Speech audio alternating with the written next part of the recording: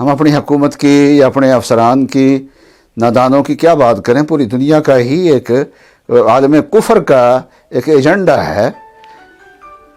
پہلے دہشت گردی کے خلاف جنگ کے نام سے اہل دین کے خلاف مہم چلائی گئی، اور اس میں ہمارے ملک کے بہت سارے لوگ بھی ساتھ اس میں شامل تھے، اور جھوٹا پراپاگنڈا کیا گیا۔ اور اب جو ہے یہ کرونا وائرس کے اس کے بچاؤ، تو وائرس سے بچاؤ جو ہے کون عقل مند ہے جو کہے گا کہ نہیں کرنا، سب کرنا چاہتے ہیں۔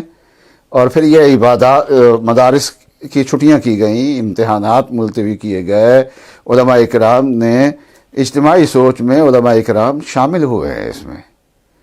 اب نمازوں میں بھی اجتماع نہ ہو، اس میں بھی علماء اکرام نے قوم کی رہنمائی کی ہے، اور حکومتی جو احکام جاری کرنے والے لوگ ہیں، قانون ساز لوگ ہیں، ان کی بھی اس سلسلے میں رہنمائی کی ہے۔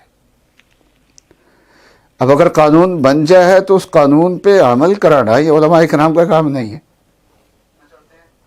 اب یہ بڑے جو شہر ہیں، کراچی ہے، لاہور ہے، وہاں ان بڑے شہروں میں تو قانون نافذ کرنے والے، اور بھی بڑے شہروں میں، اسلام آباد ہے، ان بڑے شہروں میں قانون نافذ کرنے کے لیے پولیس موجود ہے، رینجرز موجود ہیں، پھر ان کی پشت پہ فوج موجود ہے۔ اور یہ اس کے باوجود آپ دیکھ لیجئے کہ ہمارے ماحول میں لاک ڈاؤن پہ کتنا کا عمل ہو رہا ہے۔ یوٹیلٹی سٹور یہ تو حکومت کا سٹور ہے نا، تو ان سٹوروں پہ بھی رش ہو رہا ہے، ان پہ جانے والے لوگ بھی بہت ہیں، تو اس رش سے کتنا روک پائے ہیں اس کو، اتنی بڑی ان کے پاس فورس ہے۔ اور اس رش کی وجہ سے یوٹیلٹی سٹور کے جو افسران ہیں ان کے خلاف کتنے مقدمات ہوئے ہیں، کتنوں کو ہتھکڑیاں لگائیں، کن کی گرفتاریاں ہوئیں، کتنے سٹوروں والوں کی گرفتاریاں ہوئی ہیں، کچھ بھی نہیں ہے، بس وہ ایک ڈنڈا لے کے۔ تو یہ ایک امتیازی برتاؤ ہے علماء اکرام کے ساتھ، مساجد کے ساتھ۔ وہ کہتے ہیں جی قانون ہم نے بنایا ہے، نافذ علماء اکرام کریں۔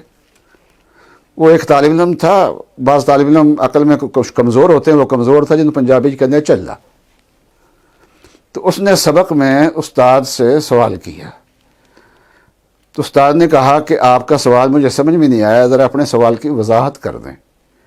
تو ہنس کے کہتا واہ استاد جی، سوال بھی ہم کریں سمجھائے بھی ہم ہی۔ تو سوال ہم نے کر دیا، سمجھا آپ دیں۔ تو ابھی بھی ہماری حکومت یہ کہتی ہے کہ قانون ہم نے بنا دیا ہے، نافذ تم خود کرو مساجد میں۔ بھئی ہمارے پاس وہ فورس نہیں ہے نافذ کرنے کی۔ پھر امام تو لوگوں سے آگے کھڑا ہوتا ہے، آگے مسلح میں کھڑا ہوتا ہے، وہ پیچھے جا کے لوگوں کو کیسے روکے گا؟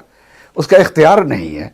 ہاں یہ فورس ہمیں دے دیں یا ہمیں فورس بڑھانے کی اجازت دے دیں، دو کاموں میں سے ایک کام کر لیں، یا فورس ہمیں دے دیں اپنی، یا فورس کا بڑھانے کی ہمیں اجازت دے دیں، پھر ہم بھی کچھ آپ کے ساتھ مل کے کام کر لیتے ہیں۔ جو کام آپ کے کرنے کا وہ کہتے ہیں ہم سے ہوتا ہی نہیں ہے، ہمارے تھانے میں اتنے افراد ہی نہیں ہے کہ ایک ایک فرد جو ہے وہ ایک ایک مسجد پہ کھڑے کریں، اتنے بھی نہیں ہیں ہمارے پاس افراد۔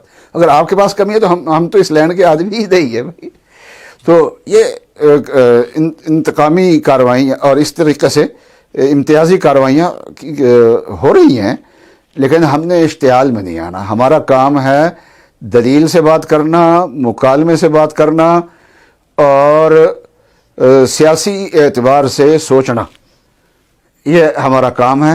اور جو لوگ ہمارے ووٹوں کو لے کے، دیندار نمازیوں کے ووٹ لے کے تو یہ آئے ہیں آگے، اور پھر انہی نمازیوں کے ساتھ سختی بھی کر رہے ہیں وہ، تو آئندہ سوچنا پڑے گا کہ ان لوگوں کو ووٹ دینے چاہیے یا نہیں دینے چاہیے، پیپلز پارٹی کو ووٹ دینا چاہیے یا نہیں دینا چاہیے، اور جن جماعتوں نے بھی زیادتیاں کی ہیں دینداروں کے ساتھ ان کو ووٹ دینا چاہیے یا نہیں۔